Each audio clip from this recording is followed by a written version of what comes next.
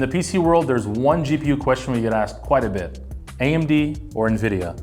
Also possibly Intel, but they're not quite there yet. All right, so we're gonna start off with pricing and performance. So starting off, the reason why we chose these two cards is because I know there is a 4090 out there. This is a 4080 Super. The 4090 is in its own realm when it comes to price point. AMD's top of line GPU doesn't even touch that when it comes to pricing. So for example, this 7900 XTX, you can find right around the $950 to $999 price point. This 4080 Super, right around the $999 price point as well, and depending on the aftermarket AIB partners, same with the 7900 XTX, it can go up to about $1,200. Now, when it comes to the actual specs, one benefit that AMD always has over NVIDIA is the price per dollar pretty much when it comes to VRAM. This has 24 gigs of VRAM, while the 4080 Super has 16. So there is a big benefit with that if you're gaming at 4K. There is some games out there that will definitely eat up your VRAM, one of them being Star Citizen, or even games like City Skyline. The other thing that I do like about the AMD GPUs is they actually do carry DisplayPort 2.1. With NVIDIA, there was a big controversy with this when they first came out. They were using DisplayPort 1.4, which I agree, I wish they did 2.1 with the NVIDIA GPUs. It would have made a huge difference when it comes to monitor support. So as far as performance goes, we're not gonna have charts or anything for you, but you could actually go online, you'll see them, they trade blows back and forth. It's really game dependent. It depends on what game you're playing. Another thing that also benefits with NVIDIA is they also have the DLSS feature, while AMD does have FSR. DLSS is a little bit more advanced when it comes to the actual technology. So on that side, DLSS is a little bit better than FSR. So on paper, the AMD GPUs pretty much outperform the NVIDIA GPUs most of the time. Now in the real world though, unfortunately, when it comes to AMD, they have that trend where they've been having for a very long time, where it's always the driver support.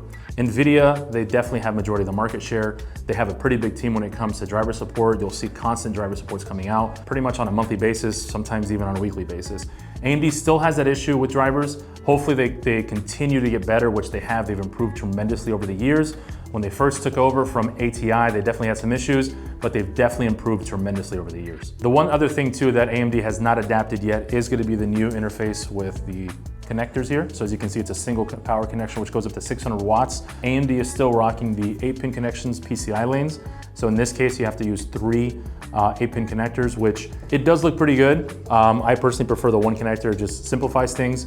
Of course, when this first came out, there were some issues with these connectors, and it was somewhat of a design issue, but not really. A lot of times clients were plugging in the GPUs completely, kind of leaving it out a little bit, and that's where the whole issue came up, where these connectors were frying GPUs. So kind of a two-way street. Yes, the design was a little flawed, but definitely became a user error thing more than anything. So do you remember when I said that AMD performance-wise on paper is definitely better than NVIDIA in most cases? Prime example is on Warzone. Warzone, the AMD cards outperform NVIDIA cards by quite a bit. The 7900 XTX actually performs almost the same as the 4090, which is almost a $2,000 GPU now. So it does outperform the 4080 Super in Call of Duty.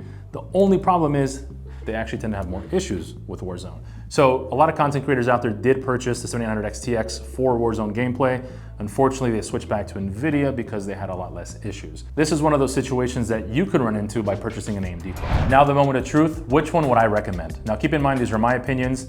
This is just based off our own experience as well as an SI company. We would recommend the NVIDIA GPU, mainly due to the fact, like I said before, they tend to have less issues. Now, there are some scenarios that we would choose the AMD GPU as well. One of them being, I would honestly recommend if you're building your own PC, you're pretty well versed, again, with PC hardware. This is an amazing GPU for the price. Again, 24 gigs of RAM for $1,000 is pretty insane. So definitely recommend the AMD GPU in that scenario, but for most cases, we would definitely still recommend the NVIDIA GPU.